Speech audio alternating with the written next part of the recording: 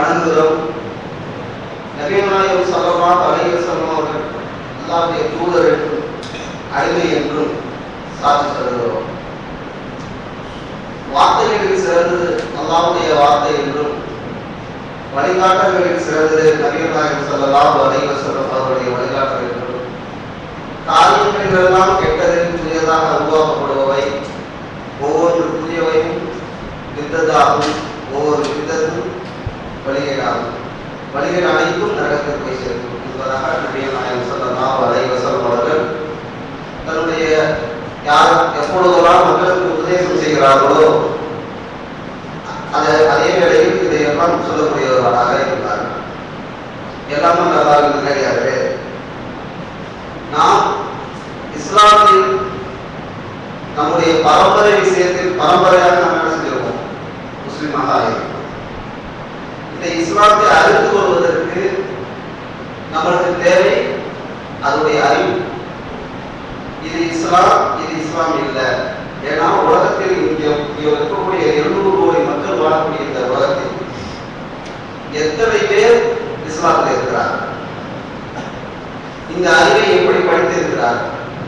இந்த அறிவு என்பது என்ன? குர்ஆனும் நபிகளுடைய வழிமுறை, இதுதான் நம்முடைய அறிவு.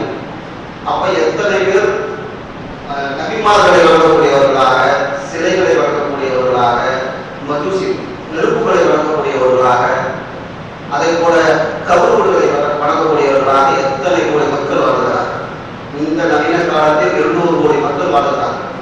அந்த 200 கோடி மக்களில் எத்தனை பேர் தௌஹீதை ஏற்று முஸ்லிம்களாக வாழ்கிறார்கள்? இதற்காக அவருடைய நேரத்தை இப்படி செலவிடுகிறார்கள் என்பதான் நாம் யோசிக்கும் போது செய்யணும். நாம் அதிக நேரம் இஸ்லாத்தை படிப்பதற்கு, அறிந்து கொள்வதற்கு என்ன செய்யல? நேரத்தை ஒதுக்க வேண்டும். இந்த அறிவை படித்தால் என்ன செய்ய முடியும்? நிச்சயமாக வெற்றி இருக்கும். நீங்கள் அறிவை படிக்காமல், அறிவு என்பது என்ன? குர்ஆனும் சுன்னாவும். இந்த அறிவை படிக்காமல் ஒவ்வொரு அமல் செஞ்சாலும் அது தவறான வழிகேட்டில் தான் போய்விடும். அப்போ அந்த வழிகேட்டை தெரியாது, வழிகேட்டை நம்ம பாதுகாத்துக் கொள்வதற்கு நமக்கு தேவை. ஏன் இதை சொல்றேன்னா, மக்கள் அல்லாஹ்வுடைய வார்த்தையை தெரிந்து கொள்வதற்கு நேரத்தை ஒதுக்குவதற்கு. உதாரணத்துக்கு சஹாபாக்களில் ஒருவரான சல்மான் ஃபாரிஸ் ரலியல்லாஹு அன்ஹு அவர்கள், இவர் பிரசித்தி பெற்ற ஒரு சஹாபி. இவர் யாருன்னா, அகல் போர் நடக்கும் போது அந்த அகல் தோன்றுவதற்கான நிறைய உபதேசங்களை செய்தார். இவர் எப்படி தன்னுடைய இஸ்லாத்துக்கு வந்தார் என்பதை அவரே சொல்கிறார். சுருக்கமா சொல்றார். இந்த சல்மான் ஃபாரிஸ் ரலியல்லாஹு அன்ஹு அவர்கள் என்ன செய்யறாங்கன்னா, எவ்வளவு காலம் என்னுடைய படிப்பு என்னன்னா, எவ்வளவு அல்லாஹ்வை நோக்கி இறைவனையே வணங்க வேண்டும் என்ற எண்ணத்தில் எப்படி அவர் நேரத்தை ஒதுக்கிறார் பார்த்துக்கிறார். அவர் எப்படின்னா, பாரசீகம் என்கிற ஒரு நாட்டை திறக்கிறார். பாரசீகம் என்கிற ஒரு கிராமத்தில் திறக்கிறார். இவர் எப்படின்னா, இவருடைய தகப்பனார் ஒரு மஜூசி. மஜூசினா நெருப்பை வழங்கக்கூடிய ஒரு நபர். இவர் எப்படி இருக்காருன்னா, மிகப்பெரிய செல்வந்தராக இருக்கிறார். இவருடைய தகப்பனார் மிக செல்வந்தராக இருக்கிறார்.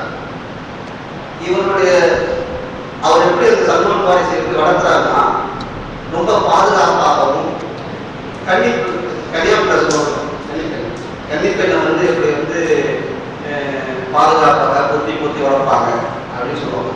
அதே மாதிரி இவர் வளர்க்கிறார். இங்கே போயிடக்கூடாது, ஏதாவது தப்பு செய்யக்கூடாது, அந்த அளவுக்கு கவனமாக வளர்க்கிறார்.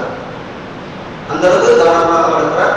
இவர் மிகப்பெரிய செல்வந்தராக இருக்கிறார். அதுல முக்கியமான பாயிண்ட், மிக செல்வந்தராக இருக்கிறார். செல்வந்தர்களுக்கு பிறந்தவர் தான் சல்மான் ஃபாரிஸ். ஏன்னா இவர் ஒரு அடிமையாக ஆகிறார். அடிமையாக இருந்தால் அடிமையாக வாழ்ந்துதான் என்ன செய்யறாரு, அது ரெடியாகும். அந்த அடிப்படையில் சல்மான் ஃபாரிஸ் என்ன செய்யறாங்க, இந்த மாதிரி வாழ்ந்துட்டு இருக்காங்க. வாழ்ந்துட்டு இருக்கும்போது ஒரு நாள் என்ன செய்யறார், தன்னுடைய தகப்பனார் இவரை கிடைத்ததற்கு அனுப்பும்போது போற வழியில் என்ன செய்யறார், ஒரு தேவாலயத்தை, கிறிஸ்தவர்கள் வழங்கக்கூடிய தேவாலயத்தை பார்க்கிறார். பார்க்கும் பொழுது அவர்கள் வழங்கக்கூடிய வணக்க வழிபாடுகளில் ஒரு ஈர்ப்பு கொடுக்கிறார். இவர் நெருப்ப வழங்குற தகப்பனா நெருப்ப வழங்கக்கூடிய, ஆனால் தேவாலயத்தை பார்க்கும்போது அவர் ஒரு அழகாக வழங்குறாங்க. இவங்களுடைய வழக்கப்பாடு அவர் ஒரு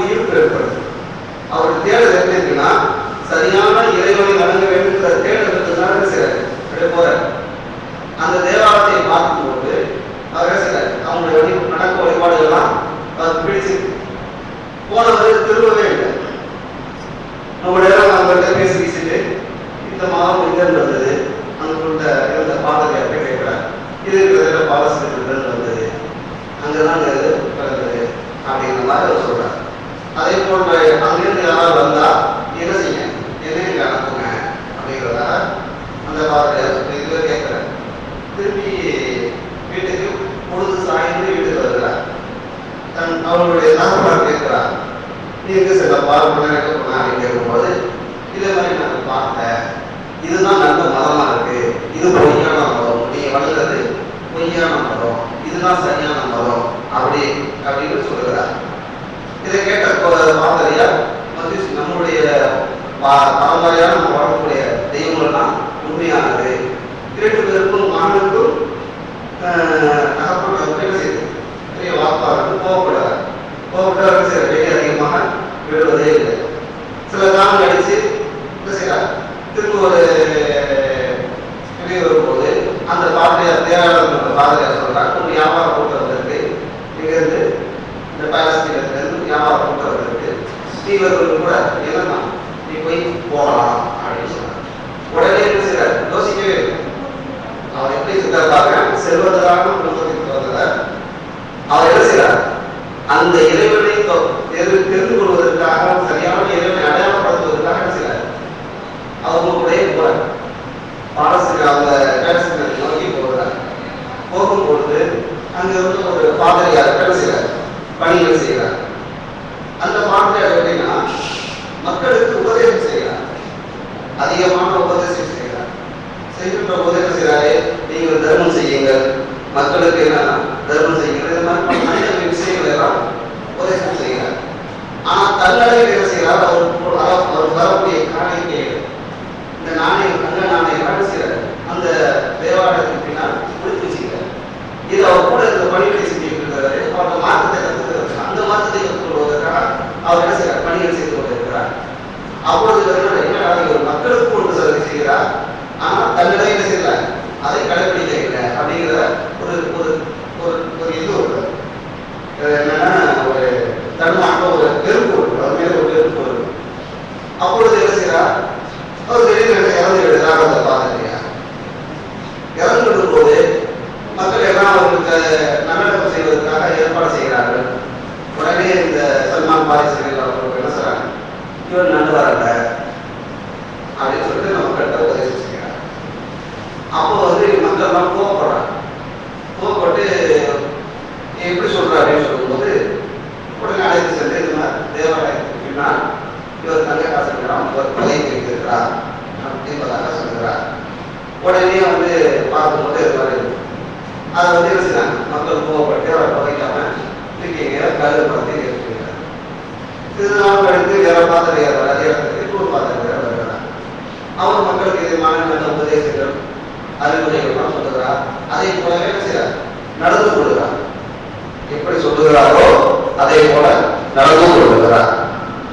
ஏற்கனவே சல்மான் பாரிசுக்கு ஒரு மன திருப்தி, நல்ல ஒரு அமைதி கிடைச்சி அவருடைய இருக்கிறார். அவருடைய இருக்கும்பொழுது என்ன செய்யறார், திடீர்னு அவரும் இறந்து இருக்கிறார். அது மரண தருவாய் வருகிறது. மரண தருவாய் வரும்போது அவருடைய பேர்லாம் எப்படி ஞாபகம் இல்லை, மரண தருவாய் வரும். மரண தருவாய் வரும்போது அப்ப சல்மான் பாரிசு கேட்கிறாங்க, நீங்கள் இறந்து விட்டால் நான் யாரிடம் போய் இந்த கல்வியை கற்றுக்கொள்வது என்பதாக சல்மான் பாரிசு அந்த மாதிரி. அப்ப அவர் என்ன சொல்றாரு, ஒரு நாட்டை காட்டி இந்த நாட்டுக்கு நீங்க போங்க, அங்க நல்ல மனிதர் ஒருத்தர் உங்களுக்கு உபதேசம் செய்வார், நீங்கள் அவர்களுக்கு பணிகள் செய்யுங்க அப்படின்னு சொல்லிட்டு ஒரு ஊரை சொல்லி, அந்த ஊருடைய பேர் கூட அந்த ஊரை சொல்லி அந்த ஊர் பேர் அதை நோக்கி என்ன செய்யறாரு, அதுல போறாரு.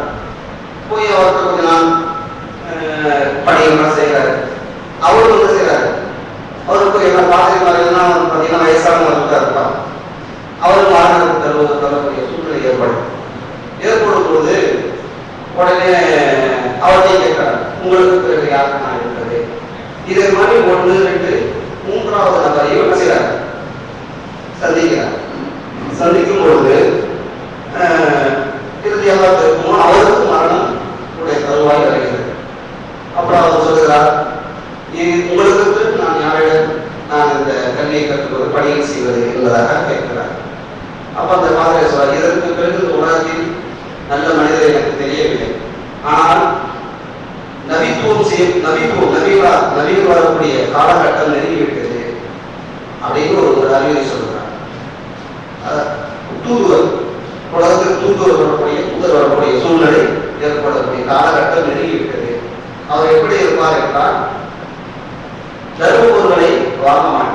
அவர் அடையாளப்படுத்துறார்.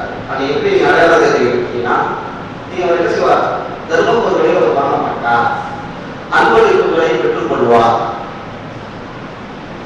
அவருக்கு மூன்றாவதாக 2 தோல் புஜங்களுக்கு இடையே ஒரு முத்திரை இருக்கும்.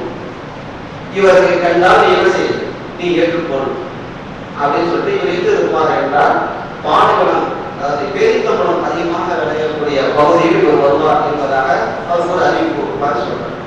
இந்த இடத்துக்கு நீ போனீங்கன்னா இவர் நீ அடையாளப்படுத்திக்கிட்டு நீ அவருடைய வழியில் போ என்பதாக அந்த கடைசியாக அந்த பாதிரியார் ரொம்ப உபதேசம் செய்கிறார். இது மாதிரி அவர் அந்த பாலைவனத்தில் அந்த பகுதியில் வரக்கூடிய மக்களுக்காக வெயிட் பண்றாங்க. வெயிட் பண்ணும்போது ஒரு வியாபார கூட்டம் வருது. என்ன செய்யுங்க, இந்த மாதிரி இந்த ஊருக்கு அழைத்து செல்லுங்கள் அப்படின்னு சொல்லிட்டு அவர்கிட்ட உபதேசம் இது கேட்கிறார். சரி வாங்க அப்படின்னு சொல்லிட்டு கொண்டு போறாங்க. சில அவருடைய இருந்த கையில் தங்க காசுலாம் அவங்க கொடுக்குறாங்க.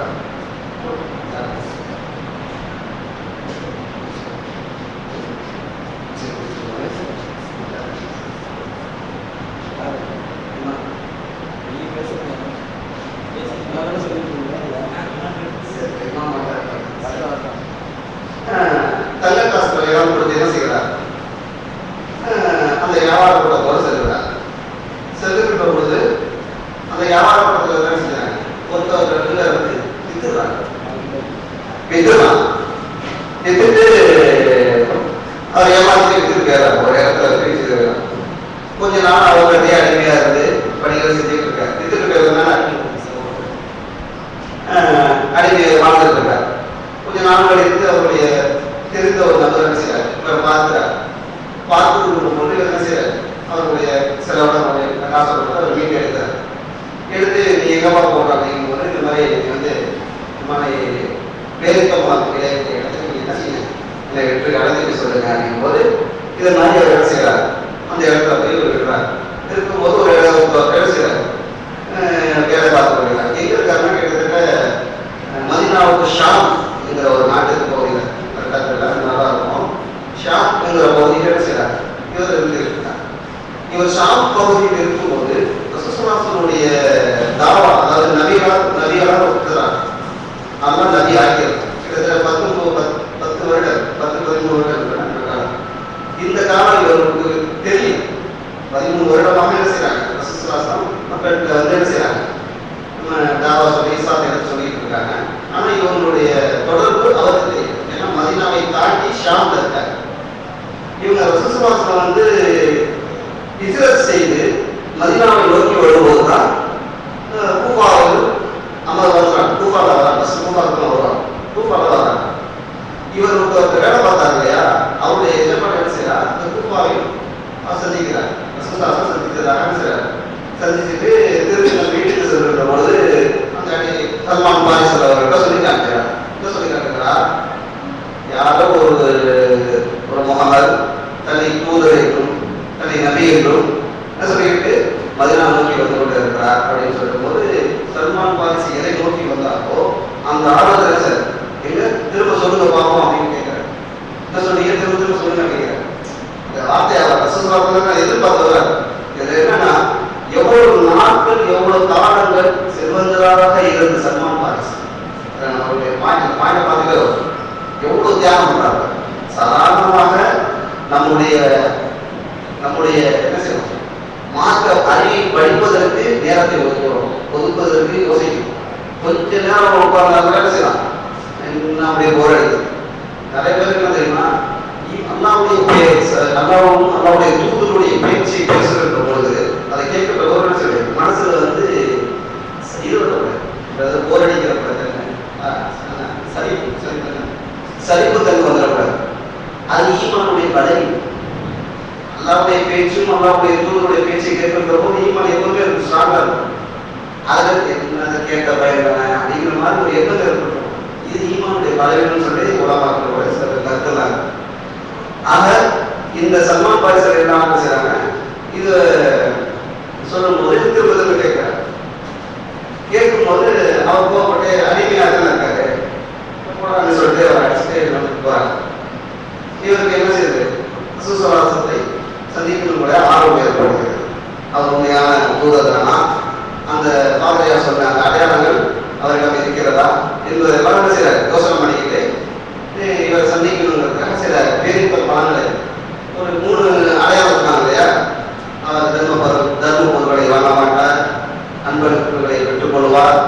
இந்த முத்திரை இருக்கும் அப்படிங்கிற 3 அடையாளங்களை இவருக்கு இருக்குதா என்பதாக ஆய்வு செய்வதற்காக என்ன செய்கிறார், தன்னுடைய ஒரு பேரித்த படத்தை எடுத்துக்கொண்டு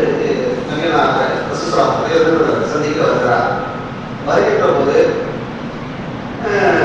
பேரித்த படத்தை இது என்னுடைய அன்பளிக்கு, என்னுடைய தர்ம பொருள், இதை நீ வாங்கிக்க அப்படின்னு ரசசாசனம் கொடுக்குறார்.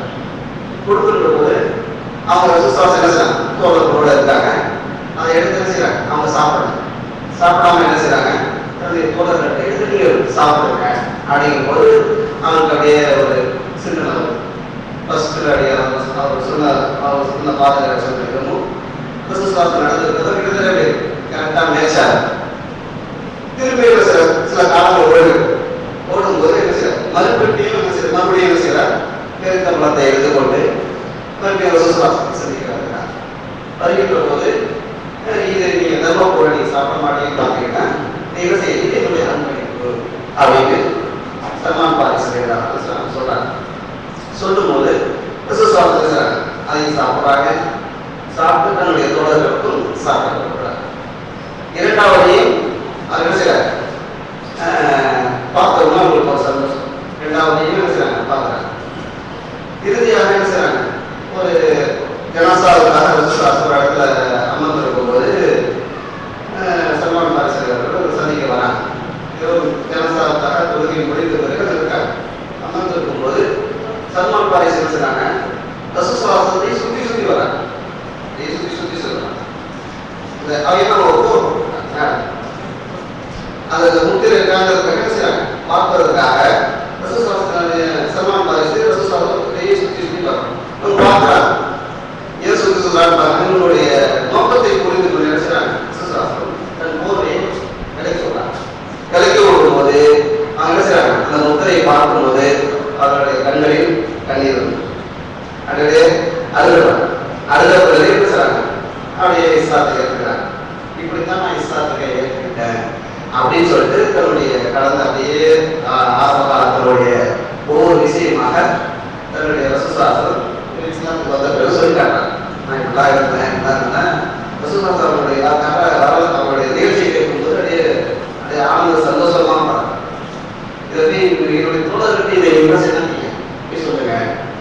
தோழர்களை சொல்லும் போது தோழர்களுடைய அவங்களுடைய அந்த தியாகத்தை பார்க்கும்போது செய்யுது மிக சந்தோஷம் அடைகிறாங்க. இதுல என்ன நம்ம படிக்கணும்னா, எவ்வளவு காலங்கள் அந்த அல்லாஹ்வை வணங்க வேண்டும் என்ற எண்ணத்தில் காலங்களை செலவழிக்கிறார்கள். நம்ம எடுக்கக்கூடிய பாடங்கள்னா, செல்வந்தராக இருக்கிறார், ஒரு அடிமையாக இருக்கிறார், எத்தனை காலங்கள் அவருடைய வாழ்க்கையை வீணடிக்கல செலவழிக்கிறார். நாம் சிறிது நேரம் கூட செய்யலாம் இந்த மார்க்கத்தை கற்றுக்கொள்வதற்கு தயாராக. ஏன்னா மார்க்கத்தை நீங்கள் அறிந்து கொண்டால்தான் கற்றுக்கொண்டால்தான் செய்யும் நிச்சயமான வெற்றியை கிடைக்கும். படிக்க வேணும் செய்யும். ஒரு சட்டம் தெரியலன்னா அதை அமல்படுத்த முடியாது. சட்டம் தெரியாம அமல்படுத்த அது வழிகேட்டு தான் வரும்.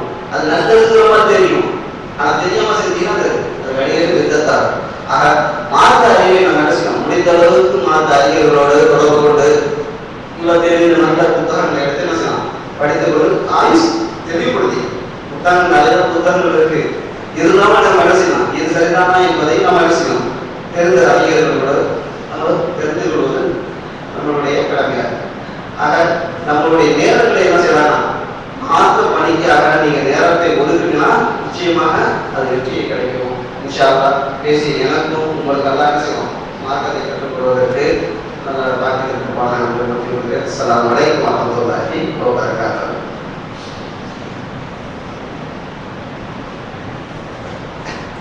அல்ஹம்துலில்லாஹ். ஒரு பேச்சாளர் உருவாகிட்டாரு ஆண்கள் பகுதியிலிருந்து.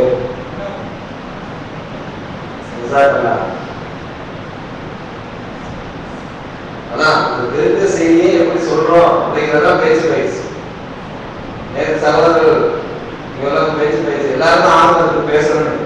ஆனா அதை எப்படி வெளிப்படுத்தணும், எப்படி செய்ய போறோம்ன்றதுக்கு தருமானம். நேற்று வந்து ஒரு 3 மணிலேருந்து 3:30 மணி வரைக்கும் சகோதரர்கள் ஒரு 5-6 பேர் பேசணும்னு ப்ராக்டிஸ் பண்ணாங்க. மைக்கை போட்டாதான் எங்களுக்கு வரலான்னு நடக்கிறோம். மைக் ஆஃப் பண்ணுங்கன்னு சொல்லிட்டு மைக் இல்லாம மைக்கு முன்னாடி இருந்து பேசி பயிற்சி எடுத்தாங்க. அதுல ஒரு 2 பேர் நம்ம வந்து நாளைக்கு பேசுவதற்காக தயார் பண்ணிடுறோம். நாளைக்கு நாகை முஸ்லிம் தௌஹீத் ஜமாத்துடைய துணை செயலாளர் சகோதரர் காதர் அப்துல் காதர் அவர்கள் இன்னைக்கு கண்ணாம பேசுற மாதிரி நாளைக்கு காதர் பேசுறாங்க. அவருக்கு டாபிக் ப்ரிப்பேர் செய்யும். நாளை மறுநாள் யார் பேச போறாங்க இன்னைக்கு கேள்வி சொல்லுவோம். ஓகே, அல்ஹம்துலில்லாஹ்.